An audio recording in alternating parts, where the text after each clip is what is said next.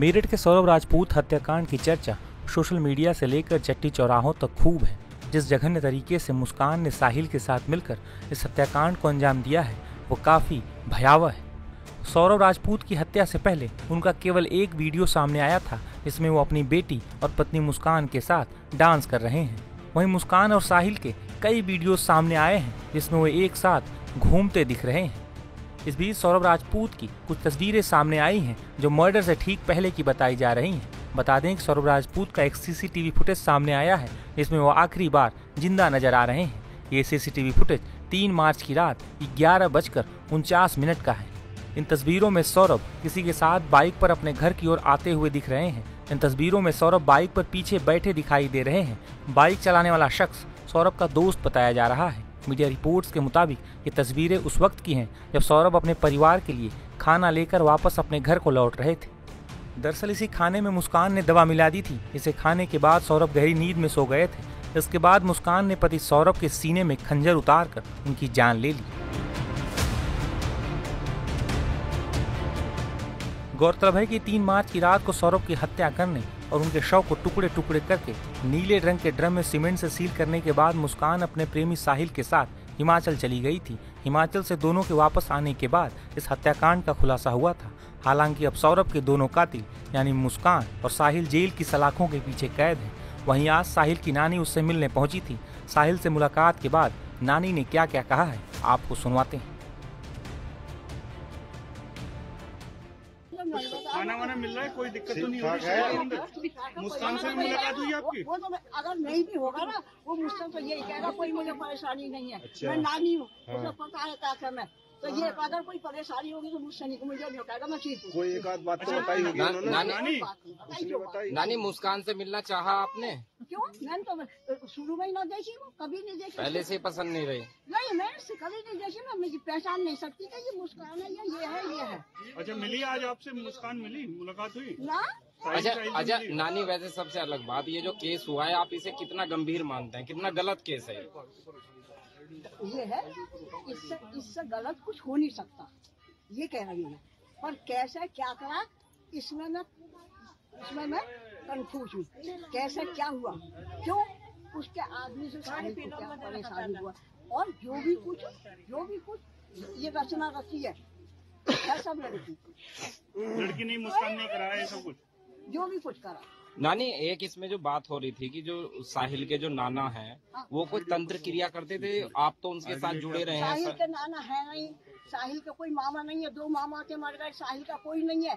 ये तो उस लड़की का है कोई, वो करते। अच्छा, तंत्र मंत्र मैं कह रही हूँ, तुम एक से एक तंत्र मंत्र को बुला लो, अगर कोई मुझे कुछ कर जाए तो तुम कहना देखो तुम्हारे साथ क्या हुआ। तो किसी की नहीं है, वही है, वही राम रसीदा का, और किसी के तकदीर की कोई पढ़ नहीं सकता, कोई मिटा नहीं सकता। जो लिखा है क्या सजा मिलनी चाहिए अब? साहिल और मुस्कान को क्या सजा मिलनी चाहिए? इतना बड़ा हत्याकांड किया है। ये इतनी बड़ी कोर्ट है, इतने वकील है, वही फैसला लेंगे। आपको क्या लग रहा है क्या होना चाहिए? नहीं इतनी नहीं है। मैं जो तुम पूछ रहे हो वो मेरे उसमें नहीं है। ये तो इतने बड़े बड़े वकील है, वो है। गलत किया है साहिल और मुस्कान ने, आपको लग रहा है गलत किया है? गलत किया है साहिल और मुस्कान ने, लग रहा है आपको? एक तो गलती करी है, उसके बाद भी अति गलती करी है। अति गलती करी है। हाँ। नानी उसके साहिल के कमरे पे जो चित्र हैं, लोगों ने बताया कि ये तंत्र से जुड़े हैं, उनकी क्या सच्चाई है? सांप साहिल के साथ रहती थी? भूत, सांप, सबकी तस्वीर ला के मेरे ऊपर घुमा के उसका कुछ भी करो, मेरी गर्दन काट के वो करो, चढ़ा दो, ये कुछ बात है?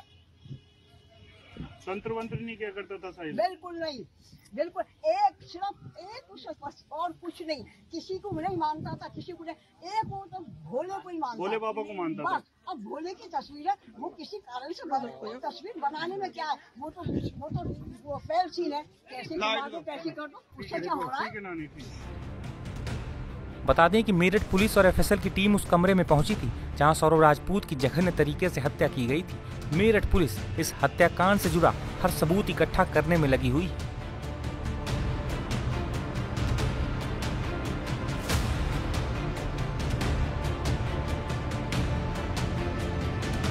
मेरठ पुलिस के अधिकारियों के साथ कल एफएसएल की टीम सौरभ राजपूत के उस घर पहुंची जहां पर उसकी हत्या की गई थी। इस वक्त हम उसी घर के बाहर मौजूद हैं। कल देर रात यहां पर एफएसएल की टीम पहुंची, इसके साथ ही यूपी पुलिस के अधिकारी भी थे और यहां पर उस कमरे की पूरी तरीके से जांच की गई। वहां से साइंटिफिक एविडेंस उठाए गए जहां पर सौरभ की हत्या की गई थी। उस बेड को पूरी तरीके से खंगाला गया, उसमें से ब्लड स्टेन्स लिए गए जहां पर सौरभ की लाश को छुपाया गया था। बेड के ऊपर जो सामान रखा हुआ था, जिसके अंदर मुस्कान का एक पर्स था, कुछ पेपर्स थे, इसके अलावा एक मिक्सी ग्राइंडर थे, जो मिक्सर ग्राइंडर था उसका इस्तेमाल इस मर्डर केस में हुआ या नहीं हुआ, उसको लेके जो साइंटिफिक एविडेंस है वो लिए गए हैं। जो अलमीरा थी, अलमीरा के बगल में वो नीला ड्रम रखा हुआ था, अलमीरा से स्टेन्स उठाए गए हैं। तो जहां जहां ब्लड स्टेन्स मिले हैं उनको वो उठाए गए हैं। इसके अलावा जितना भी वहां सामान था वहां से साइंटिफिक एविडेंस लेने की कल कोशिश की गई है। फिलहाल यूपी पुलिस की ये कोशिश है कि इस मामले में ज्यादा से ज्यादा सबूत जो हैं वो कलेक्ट किए जा सके, क्योंकि अभी तक इस मामले में जो दोनों आरोपी हैं साहिल या मुस्कान, उनसे पूछताछ नहीं की है, क्योंकि पुलिस का कहना है कि दोनों नशे के आदी थे। उनको नॉर्मल करने के लिए 15 से 20 दिन का वक्त लगेगा, उसके बाद ही उनके बयान लिए जा सकते हैं, जिससे वो सही पूरा कहानी बता सके कि आखिरकार इस हत्या की वजह क्या थी और किस तरीके से उन्होंने इस पूरे हत्याकांड को अंजाम दिया था। फिलहाल पुलिस सारे एविडेंस को इकट्ठा कर रही है और इन दोनों आरोपियों को खिलाफ सख्त से सख्त केस बनाने की तैयारी कर रही है। सौरभ राजपूत हत्याकांड को लेकर कई किस्म के दावे किए जा रहे हैं। इस बीच मुस्कान और साहिल ने अपना केस लड़ने के लिए सरकारी वकील की मांग की है। इस बीच मेरठ के एक वकील ने मुस्कान का केस लड़ने की इच्छा जताई है।